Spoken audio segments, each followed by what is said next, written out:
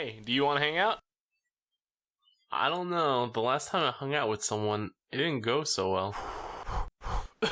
How about I promise you that no one will get hurt? Okay.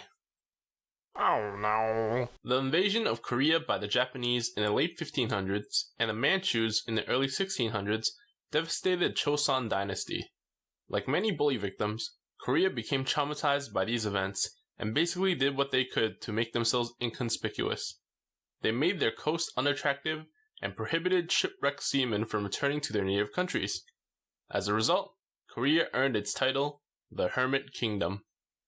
In the 18th century, Korea let some of its kids out to play in the Qing court, but, oops, I guess someone forgot to wash their hands, because when they came back, they brought back a nasty foreign virus, Christianity. Sadly, Korea couldn't handle the virus, and by the late 18th century, Korea was infected with its first native Christian. By the mid-19th century, the first Catholic missionaries from the Paris Foreign Mission Society would find their way into Korea.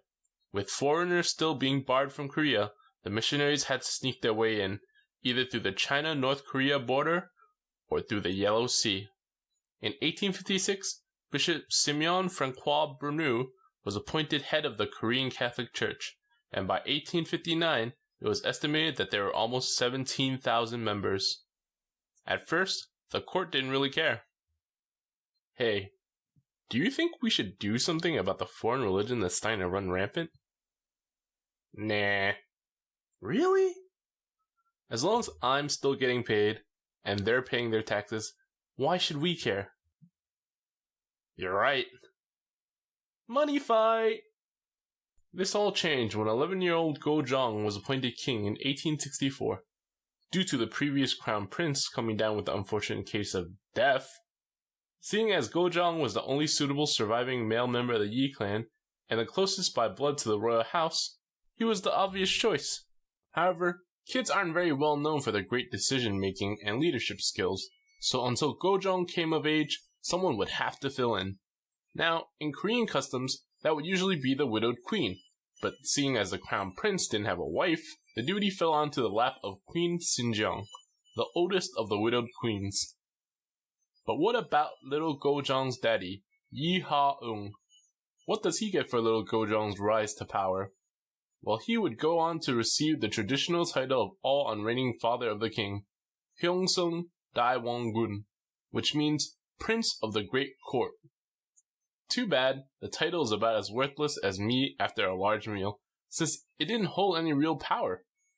The queen, however, invited Yi Ha-eung to help his son rule, probably due to the fact that in Confucian societies, it is typical for the son to obey the father, thereby relinquishing her right to be regent.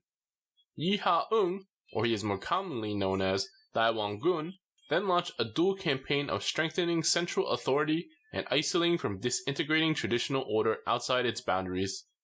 On January of 1866, Russian ships appeared on the east coast of Korea, demanding trading and residency rights. I want trade and residency now. And as the age-old adage goes, the enemy of my enemy is my friend. Right? Korean Christians with connections in the court tried to use this opportunistic event to form an alliance between the French and the Koreans, implying that through the help of Bishop Simeon Francois Bernoux, it was possible. Daewon-gun seemed open to negotiations. On February 1866, Bernoux came out of hiding and showed up in the capital to help negotiate the alliance. Here I am. Ah, I see you're here to take me to Daewon-gun. Well, let's get going. I can't wait to bring the union of our two nations. So where's Daewon-gun? What's that? Ah! The idea of a union had simply been a ruse to bring out Bernoux. After his arrival in the capital, Bernoux had been arrested and put on trial. During that period, he was repeatedly interrogated under torture and later sentenced to death. On March 8, 1866, in Sainamento, Bernoux was executed via decapitation. Bernoux's capture had only been the beginning, as a roundup of other French Catholic priests and Korean converts would soon follow. What led to this drastic behavior? It is believed that Daewon-gun's decision was caused by several factors, one of which was events going on in China. China was facing many hardships dealing with Western powers, the Second Opium Wars and the Taiping Rebellion being the most recent. And it didn't help that Christian doctrines had a hand to play with the Taiping Rebellion as well. Another factor was the harvest in Korea was bad that year. This led to social unrest, which heightened the fears of foreign beliefs. The final factor was a crackdown of certain cliques within the court who were connected to Christianity. By the end of the roundup, all but 3 of the French missionaries were caught and executed, as well as around 10,000 Korean Catholics. Late into June 1866, one of the 3 surviving missionaries, Father Felix Claire Riddell, escaped Korea in a fishing boat with the help of 11 Korean converts. There he made his escape to Chefu, otherwise known as Yantai today, in China. In Tianjin at the time was commander of the French Far Eastern Squadron, Rear Admiral Pierre-Gustave Rose. When he learned of the massacre, he deemed it an affront to the French national honor and decided to launch a punitive expedition against Korea. With the help of some higher-ups who went through some twists and turns, he got the green light. In response to the green light, Rose said, "Since the kingdom of Choson killed 9 French priests, we shall avenge by killing 9,000 Koreans." What?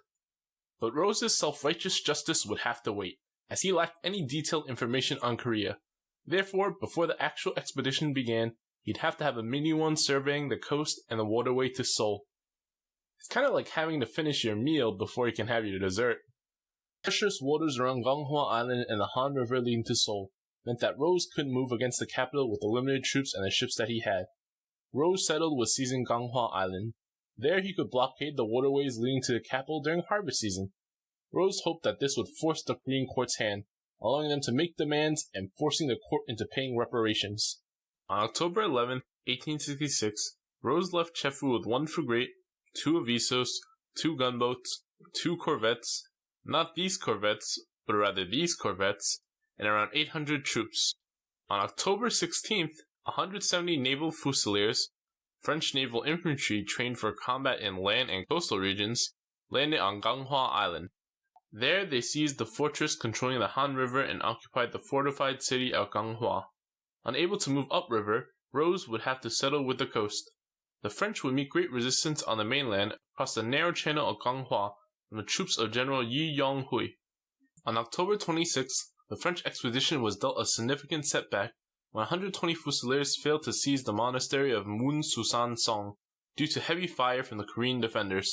The monastery was of great importance as it controlled the roadway leading to Seoul. That's why on November 7th, Rose launched a second attack, this time with greater numbers, 160 fusiliers. The defending team had a much higher number though, with 543 Korean tiger hunters. Failing to retrieve the objective, the French retreated with 3 soldiers dead and 36 injured. "I'll be back!" From here on out, other than the continued bombing and surveying of the area around Ganghwa, as well as the mouth of the Han River, the French just kept to themselves in the city of Ganghwa. Believing that the 2 French missionaries were still in prison, Rose sent a letter asking for their release. "Dear Daiwang shit, it is in your best interest to release the missionaries you have.